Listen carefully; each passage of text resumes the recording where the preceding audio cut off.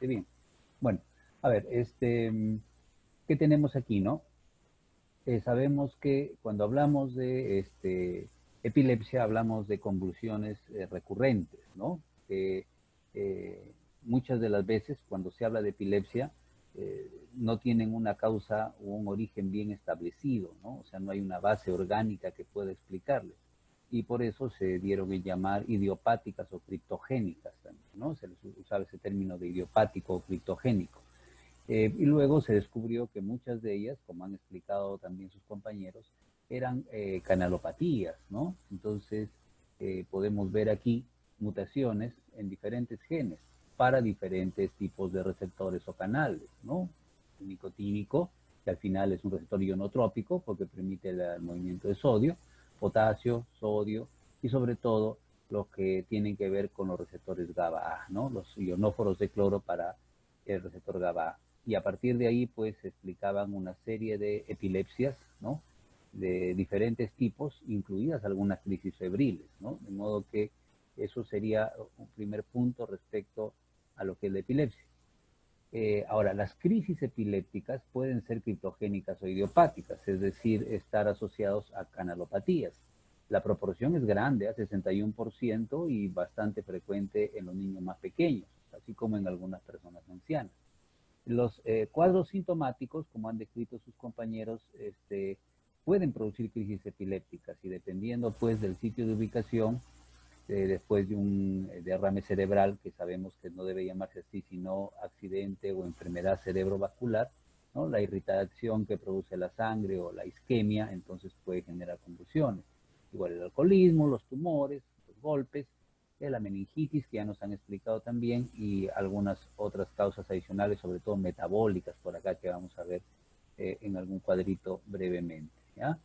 Entonces, es cierto que hay dos grupos de convulsiones, digamos, las primariamente generalizadas, que tienen en general un origen centroencefálico, que empiezan a partir del tronco del encéfalo, y el foco de propagación está a nivel talámico. Se considera que las neuronas que tienen canales de calcio de tipo T, justamente que están a nivel talámico, son las que proyectan simultáneamente a ambos hemisferios y generan una excitabilidad, un aumento de los potenciales de acción, que se vuelven sincrónicos, que son paroxísticos porque empiezan de manera brusca y que descargan en toda la corteza, de manera que lo primero que sucede es una pérdida de conciencia.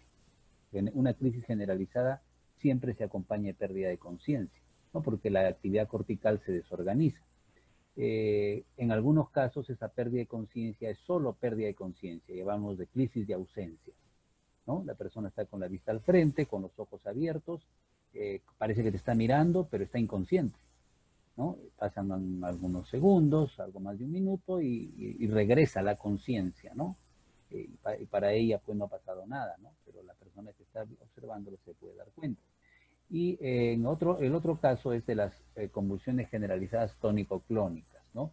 Cuando la excitabilidad cortical compromete sobre todo segmentos o áreas motoras y la persona comienza a tener sacudidas, ¿no? Primero hemos visto ahí algunas fotos inclusive, o algunas figuras, donde hay una fase tónica, ¿no? Que se pone rígida la persona y luego hay contracciones sacudidas que se llaman fase clónica, ¿no? Convulsiones tónico-clónicas. Bueno, eso es lo generalizado.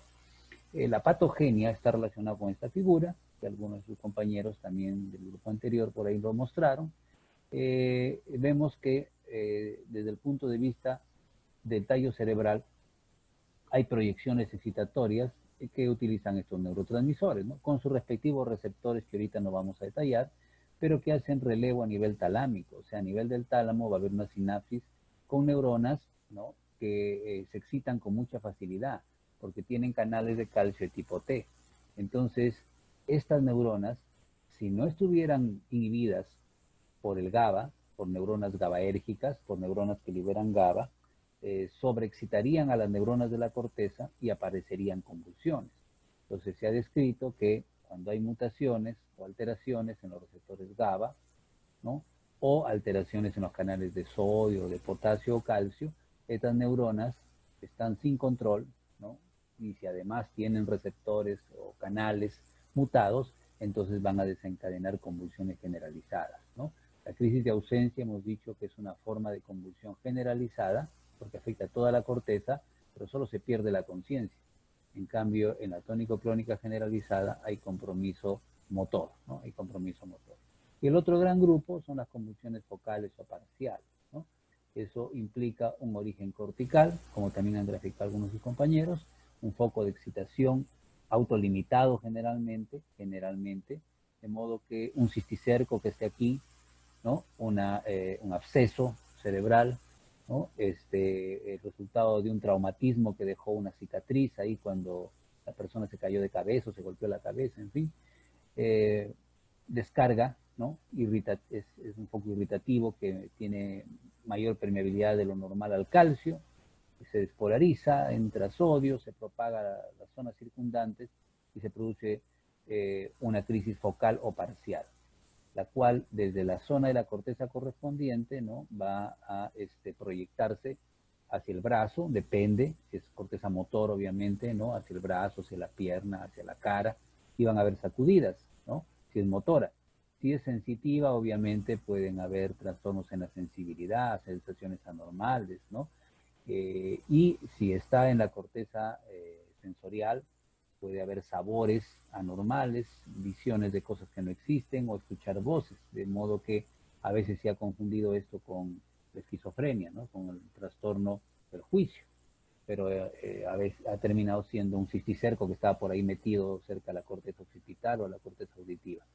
Si la descarga es suficientemente fuerte, puede proyectarse por el cuerpo calloso al hemisferio opuesto, puede bajar hacia el tálamo y subir luego sincrónicamente hacia ambos hemisferios y generar una convulsión focal con generalización secundaria. Lo que nos interesa a nosotros entonces son los fármacos ahora. Los fármacos para este tipo de problemas se agrupan, así como en artritis reumatoide, en antiguos y nuevos, ¿no? Los nuevos son bastantes, ¿eh? Incluye la lacosamida, que de modo interesante nos ha traído nuestros compañeros, ¿no? Vamos a recordar primero a los antiguos en uso todavía, de los cuales tenemos 5 acá: fenobarbital y tiopental o pentotal, son barbitúricos, agonistas directos del receptor GABA-A, o sea, lo abren directamente, así no haya GABA, lo abren directamente, pueden hacer que ingrese bastante cloro, hiperpolarización, ¿no? Inhibición sináptica y como ingresa tanto cloro, puede la persona entrar en coma, ¿no? O inclusive producirse la muerte. Esa es la característica del barbitúrico. El fenobarbital y el tiopental no se usan ya de manera prolongada, para el tratamiento a largo plazo me refiero. Se usan solamente para el manejo agudo. Si una persona está convulsionando y no se controlan bien con otros fármacos las convulsiones, una opción es usar fenobarbital, como vamos a ver en una figura posterior. Por ejemplo, las benzodiazepinas son los fármacos de primera línea para las convulsiones agudas, pero tampoco se usan a largo plazo, porque inducen tolerancia, entiéndase resistencia. O sea, cada vez hay que subir más la dosis de benzodiazepina y la persona va a parar dormida todo el día. Entonces no se usan para el tratamiento a largo plazo, pero sí son eficaces en un niño que convulsiona, ¿no? Por fiebre, en cualquier persona que de repente empieza a tener un cuadro convulsivo. Son más seguras que los barbitúricos, a pesar de que su mecanismo se parece. Nos han explicado que tienen un receptor omega, también se llama benzodiazepínico, en el canal de cloro, en el receptor GABA-A, pero no ocupa el mismo sitio que el GABA. Lo único que hace es modificar un poco la estructura de las subunidades para que el GABA se una con mayor facilidad. Entonces se dice que la benzodiazepina es un modulador alostérico del GABA, porque facilita la unión de este a su receptor. Entonces la cantidad de cloro que entra depende de la presencia de GABA. Es la benzodiazepina la que está ayudando al GABA. Sin GABA la benzodiazepina no puede actuar, entonces solamente es un ayudante. Este no, este abre directamente el canal y puede llevar a la muerte a la persona. Este normalmente no lo mata a la persona. Así tome dosis un poco altas, dormirá profundamente, pero normalmente no llega a entrar en coma o a morir. Es eso lo que lo hace un poco más seguro, tiene buena liposolubilidad, tenemos en nuestro medio midazolam, tenemos diazepam, que es uno de los más usados, inyectable, me refiero en ampollas, y lorazepam tienen los norteamericanos, aquí no tenemos lorazepam inyectable, ¿no? En ampollas. Van 2, ¿no? Faltan 3. Los tres antiguos que faltan son carbamazepina, fenitoína y ácido valproico. Carbamazepina y fenitoína se diferencian en que la fenitoína, al igual que benzodiazepina y barbitúrico, se usa fundamentalmente de manera aguda. El tratamiento a largo plazo es cuestionable porque tiene muchas reacciones adversas. Nos han mostrado algunos de sus compañeros, ¿no? Problemas de hirsutismo. Tenía un poquito de duda al hablar de hiperplasia gingival, ¿no? O sea, las encías comienzan a hipertrofiarse, ¿no? Sangrar, entonces cosas incómodas, aparte de que dan arritmias y otros trastornos. Entonces, fenitoína para uso agudo, para el control agudo de las convulsiones. En cambio, carbamazepina y ácido valproico sí se pueden usar a largo plazo. De ácido valproico, el ácido está reemplazando inclusive en la actualidad al fenobarbital para el control agudo, también se puede usar en agudo. Lo importante es que ambos se pueden usar a largo plazo de los fármacos antiguos. Ahora, el mecanismo de acción de carbamazepina, fenitoína, la motrigina, que es nuevo, ¿no? Está dentro de los nuevos, o ácido valproico, incluyen el bloqueo del canal de sodio inactivo. Entonces, esto es un aspecto importante, porque no hemos detallado muy bien a qué le llamamos canal de sodio inactivo. ¿Sí? El canal de sodio puede estar cerrado cuando la compuerta externa está cerrada y la interna está abierta. Puede estar abierto cuando se abre la compuerta externa y la interna también está abierta y obviamente entra sodio. Y puede estar inactivo. El canal de sodio está inactivo cuando, aunque la puerta externa esté abierta, la interna está cerrada. Si la interna, la que da el citoplasma, está cerrada, no importa que el sodio esté en el camino, no va a poder terminar de entrar. En esa compuerta de inactivación cerrada se unen, ¿no? A esa compuerta se unen la carbamazepina y la mantienen cerrada, prolongan el tiempo de cierre. Entonces, si no entra sodio, ya no hay pues despolarización. Ese es uno de los mecanismos más importantes de acción de los anticonvulsivantes. El ácido valproico, además de cerrar el canal de sodio inactivo, mantenerse cerrado el canal de sodio inactivo, además de eso tiene otros dos mecanismos importantes que sí nos han mencionado, que es aumentar la disponibilidad de GABA y bloquear los canales de calcio tipo T. O sea, tiene triple mecanismo de acción. Estos canales de calcio tipo T no hay que olvidar que son canales de calcio que están relacionados con lo que es las neuronas de bajo umbral, estas neuronas rojas muy excitables. Estos canales de calcio tipo T los bloquea solo etosuximida, que no tenemos acá, y o es escasa, y el ácido valproico. Es un canal de calcio tipo T. Entonces, eso es importante en el control de las convulsiones generalizadas. Finalmente, hay fármacos más modernos como la motrigina, como vigabatrina, como gabapentina, como topiramato, como la acosamida que ha mencionado, como levetiracetam, y así hay una serie de nombres. Entonces vamos a mirar este cuadrito donde están algunos de ellos, ¿no?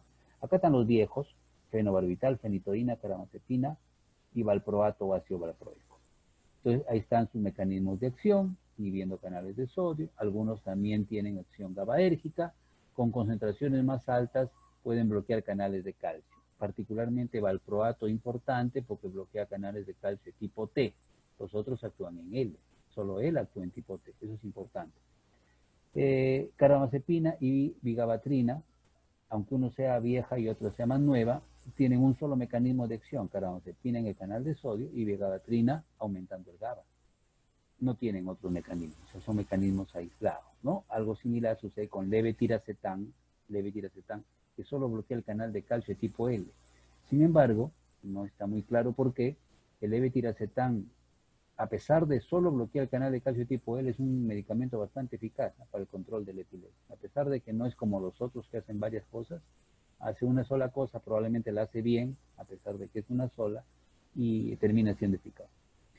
La motrigina incluye antagonismo glutamatérgico o glutamérgico. Quiere decir que no solo se puede actuar bloqueando canales de sodio, o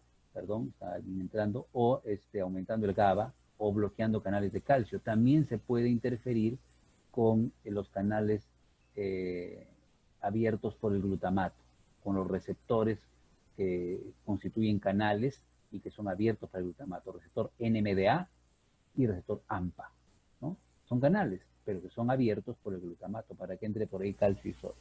La gabapentina, a pesar de que se llama gabapentina, actúa en canales de sodio y de calcio. No tiene nada que ver con el GABA. Se pensó que iba a ser así, pero su mecanismo es diferente. O sea que se llame gabapentina no quiere decir que actúa como GABA. El topiramato se parece al valproato.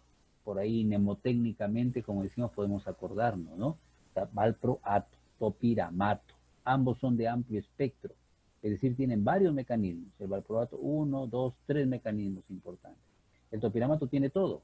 El topiramato bloquea canal de sodio, aumenta el GABA, bloquea canales de calcio, pero de tipo L, no T, tipo L, y bloquea los receptores AMPA para el glutamato, para evitar que haya excitación. Esta es tiagabina, oscarbazepina, no interesa mucho, y levetiracetam, que ya lo mencionamos, que es un medicamento interesante. ¿Ya? Hay más medicamentos y, por supuesto, tienen indicaciones en diferentes tipos de epilepsias, ¿no? Acá está el levetiracetam, también algunos repetidos, ¿no? Pero lo que hemos mencionado es lo que creemos que ustedes deben un poco recordar. Después, los fármacos anticonvulsivantes se caracterizan por generar muchas interacciones. Ese es un problema con ellos. Incluso entre ellos mismos, cuando se combinan, comienzan a reducirse o aumentarse mutuamente. Hay que recordar entonces que carbamazepina, fenitoína y fenobarbital, los tres son inductores enzimáticos. Ustedes saben que eso quiere decir que aumentan las enzimas, sobre todo el citocromo P450, ¿no? El CYP3A4, en fin. Entonces, al aumentar a estas enzimas, estos medicamentos reducen las concentraciones de otros fármacos.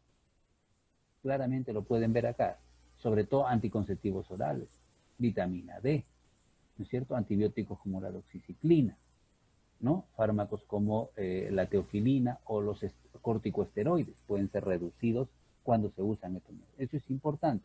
Y también hay inhibidores enzimáticos, la motrigina y ácido valproico. Entonces, esto es al contrario. Al dar estos medicamentos con otros fármacos, los otros aumentan. Sobre todo es típico con el ácido valproico. Si tú das ácido valproico con la motrigina va a aumentar. La carbamazepina va a aumentar. O sea, los otros medicamentos van a aumentar porque estos fármacos son inhibidores enzimáticos. Bloquean la actividad o la síntesis o ambas cosas de las enzimas del citocromo. Para las epilepsias parciales se puede usar diferentes tipos de fármacos, desde uno de amplio espectro hasta uno espectro limitado, como carbamazepina, que solamente actúa en canales de sodio, ¿no? O uno de un espectro intermedio, como la motrigina, que incluso actúa en receptores para glutamato. Para las epilepsias generalizadas, en cambio, ya no es tan bueno ni tan adecuado usar carbamazepina o fenitoína. Esta solamente actúa en canales de sodio. No es tan eficaz. Es más adecuado, más eficaz, ¿no? Usar ácido valproico, que tiene varios mecanismos, la motrigina, que también tiene varios mecanismos, o topiramato. Una excepción, como les dije hace un momento, es el levetiracetam. Solo bloquea canales de calcio. Sin embargo, lo hará bastante bien, pues, ¿no? ¿En qué sitios lo hará? Porque no todo se sabe que es eficaz en epilepsias generalizadas. Pero eso más o menos es la regla, ¿no? En epilepsia parcial puedes escoger diferentes fármacos, pero en generalizada tienes que usar fármacos de eficacia comprobada, generalmente con varios mecanismos de acción. El tratamiento antiepiléptico, bueno, obviamente tiene que considerar una serie de variables, a veces hay que dar varios medicamentos, hay que seleccionar uno que no tenga muchos efectos adversos, que tenga buena farmacocinética, buena farmacodinamia. No se empieza de frente con dosis completas, se dan dosis bajitas, se va subiendo de cuarto en cuarto. Podríamos decir que el primer día se da la cuarta parte de la dosis, ¿no? Los primeros 3, 4 días, luego en los siguientes 3, 4 días se agrega un cuartito, luego otro cuartito, así hasta que completa. Siempre es progresiva la cosa, ya no es de frente la dosis completa. Hay síndrome de West y otros trastornos que son epilepsias refractarias, ¿eh?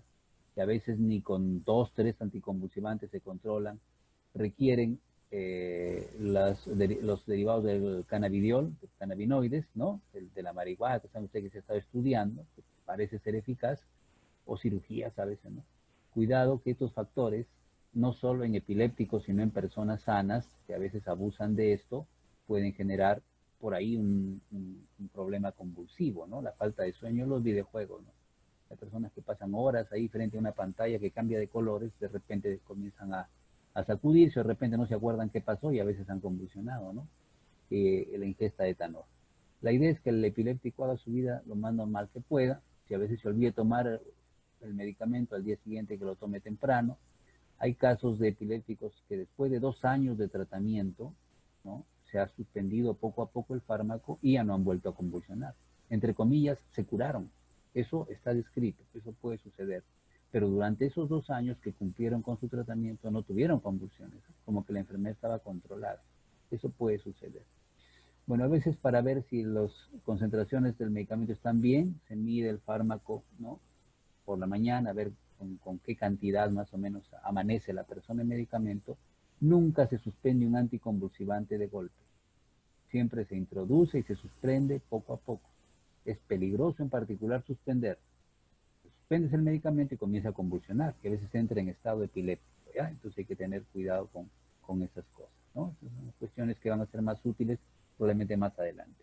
Y acá están las crisis llamadas, ¿no? Hay algunos cambios ya en la nomenclatura, sintomáticas, ¿no?, agudas y remotas, ¿no? Ahí están, convulsiones pueden seguir a un traumatismo, a un EBC o un SB, un tumor, meningitis, el neurociticerco en nuestro medio es un problema, ¿no?